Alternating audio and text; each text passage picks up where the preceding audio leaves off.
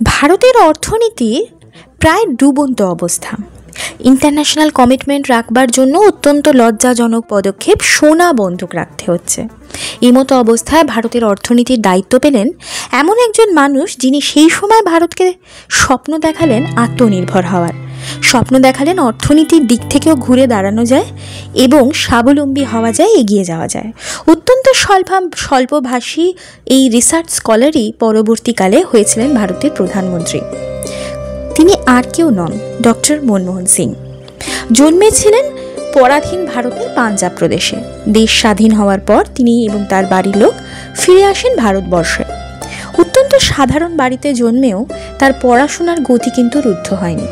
আজকের পর্ব ডক্টর মনমোহন সিংকে নিয়ে।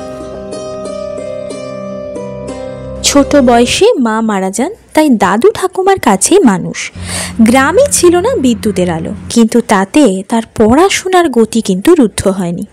ম্যাট্রিক পাশ করবার পর ডাক্তারি কোর্সে ভর্তি হয়েছিলেন বাবার ইচ্ছেতে। কিন্তু যে ছেলে একদিন ভবিষ্যৎ ভারতের অর্থনীতির হাল ধরবে, তার জন্য অন্য কিছুই অপেক্ষা করছিল।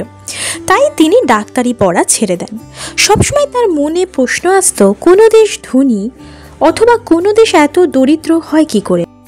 এই সমস্ত প্রশ্নের উত্তর খুঁজতে খুঁজতেই তিনি অর্থনীতিকে ভালোবেসে ফেলেন এবং তার পছন্দের বিষয় ছিল অর্থনীতি। 1952 গ্র্যাজুয়েশন এবং 1954 মাস্টার্স কমপ্লিট করেন। দুবারই তিনি প্রথম শ্রেণীতে প্রথম হন পাঞ্জাব ইউনিভার্সিটিতে। এরপর স্কলারশিপ পান এবং কেমব্রিজ বিশ্ববিদ্যালয়ে পড়তে যান। সেখান থেকে ইকোনমিক্সে ফার্স্ট ক্লাস অনার্স ডিগ্রি লাভ করেন 1957। এখানে নিকোলাস ক্যালডার, জোয়ান রবিনসন এবং অমর্ত্য সেনের মতো বিশ্ববরেণ্য অর্থনীতিবিদদের সংস্পর্শে আসেন এবং প্রভাবিত হন। ভারতে ফিরে পাঞ্জাব ইউনিভার্সিটিতে সিনিয়র লেকচারার পদে যুক্ত হন। 1958 সালে গুরুচরণ কৌরের সাথে তার বিবাহ হয় এবং তাদের 3টি কন্যা সন্তান হয়েছিল।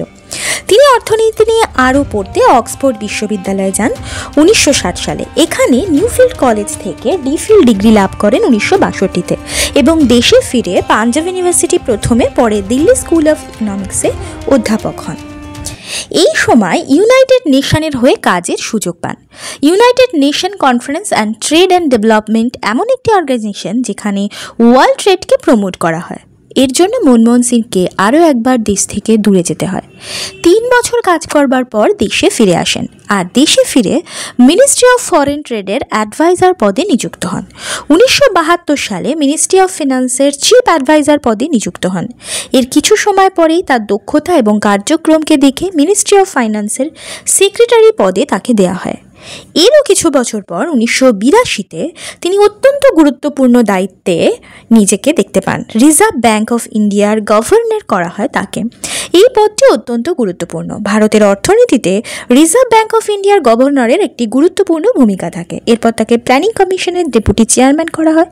1987 পর্যন্ত তিনি সেখানে কাজ করেন। এরপর বিশ্বনাথ প্রতাপ সিংয়ের পিএম হলে তার শাসনকালে মনমোহন সিং ইকোনমিক অ্যাফেয়ারের ক্ষেত্রে পিএমের সেক্রেটারি নিযুক্ত হন। ডক্টর মনমোহন সিং কোনোদিনই সক্রিয় রাজনীতিতে সেভাবে অংশগ্রহণ করেননি। তিনি সবসময় রাজ্যসভার সদস্য থেকেছেন। ভোটে লড়েছেন একবার সাউথ দিল্লি থেকে 1999-তে, কিন্তু সেই ভোটে তিনি হেরেছিলেন।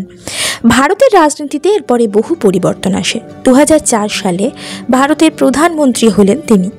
সমস্ত রকম দুর্নীতির কালিমা মুক্ত একজন সংস্কারক তথা দক্ষ অর্থনীতিবিদ হয়েছিলেন আমাদের প্রধানমন্ত্রী হওয়ার পর তার সরকার প্রথম কাজ করেন হেলথের ওপর। 2005 সালে তৈরি হয় ন্যাশনাল রুরাল হেলথ মিশন। এর উদ্দেশ্য ছিল রুরাল এরিয়াতে সমস্ত হেলথ নিড ফুলফিল করা। এছাড়া তিনি শিক্ষাক্ষেত্রে সবচাইতে বেশি গুরুত্ব দেন। যে কোনো সরকারই এটি বোঝা উচিত যে দেশের উন্নতি করতে গেলে শিক্ষা এবং স্বাস্থ্য হলো মেরুদণ্ড। 2006 সালে মনমোহন সিংয়ের সরকার এইমস, আইআইটি, আইআইএমের 27% সিট রিজার্ভের প্রপোজাল দেন। অন্ধ্রপ্রদেশ, বিহার, গুজরাট, মধ্যপ্রদেশ, রাজস্থান, হিমাচল ও পাঞ্জাবে 8টি নতুন আইআইটি তৈরি করেন। এরপর মানুষের রোজগারের কথা ভাবেন এবং কর্মসংস্থানের নতুন পরিকল্পনা আনেন। 100 দিনের কাজের যে কনসেপ্ট, এটি মনমোহন সিংয়ের সরকার এনেছিলেন। 2009 সালে রাইট অফ এডুকেশন অ্যাক্টের 6 থেকে 14 বছরের বাচ্চাদেরকে ফ্রি এবং কম্পালসারি এডুকেশনের কথা বলেন এবং এই অ্যাক্ট অনুযায়ী সর্বশিক্ষা অভিযান শুরু হয় যাতে করে সকলের মধ্যে মুক্ত শিক্ষা ছড়িয়ে দেওয়া যায়। 2009 সালে তিনি সমগ্র ভারতবাসীর জন্য আধার কার্ডের কনসেপ্ট আনেন, যেটা আমাদের সমস্ত ভারতীয়দের একটি ইউনিক আইডেন্টিটি। 2014 সালে তার প্রধানমন্ত্রীত্বের পদ শেষ হয় এবং নরেন্দ্র মোদী প্রধানমন্ত্রী হলেন। ডক্টর মনমোহন সিং কোনো সক্রিয় বড় রাজনীতিবিদ নন। তিনি আসলে একজন সমাজ সংস্কারক তথা অর্থনীতির সংস্কারক, দক্ষ অর্থনীতিবিদ এবং ভারতের মোস্ট পপুলার প্রধানমন্ত্রী।